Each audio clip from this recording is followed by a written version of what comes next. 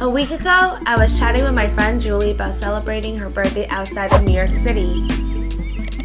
We found the perfect getaway at a stunning industrial farmhouse. We packed our bags, got on the road, and had an epic adventure in Vermont.